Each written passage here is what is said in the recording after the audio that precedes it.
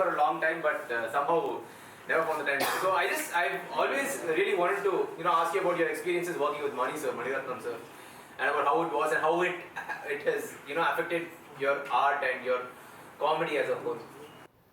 My greatest disappointment in life is nobody has ever gone and asked Mani Ratnam about having worked with me. I feel very sad about my career.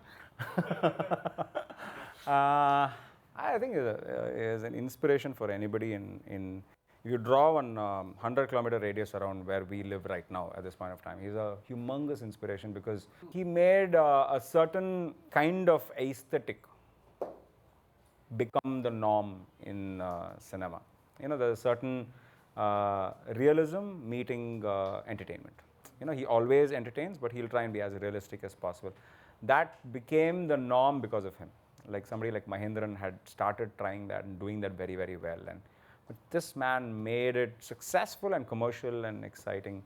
So I think one of the first entrepreneurial dreams for me, the dreams to be a creator, the dream to own your own content, not to act for somebody else and then that content disappears. Today, stand-up comics have the joy and also the tragedy of owning your own content. You own your own content. We write it, we fail with it, we succeed with it. At the end of the day, today, when we are selling it to a platform and somebody pays money, you're like, I created this. You get that joy because cinema, even theater is an ensemble work. 20 people come together to create it.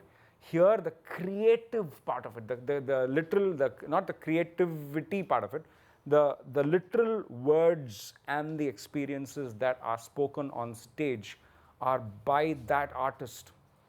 That's like a Beethoven symphony, or it's like a Picasso painting, because they have 100% ownership over the failure or success of it, or how much it brought them joy or not. It's like a writer writing a book.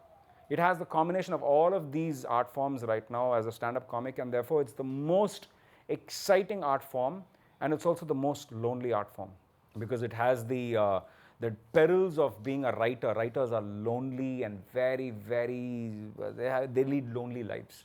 Stand-up comics largely lead very, very lonely lives. We are constantly seeking validation, which is a very horrible place to be. We are constantly being told that we are not good enough, because that's what the very nature of an open mic is for us at all points of time.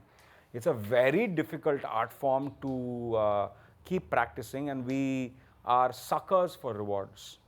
So, which is also a very delicate place to put ourselves into. So, on that front, it's actually, it's the most exciting art form that I have ever been practicing in life. So, I would never let it go because it gives me all these joys. Today, I'm suffering because I'm suffering as a producer, because I'm not. But I'm hoping that these are like 20 cycles in your career, and you will go through all these cycles in life as well. So, yeah.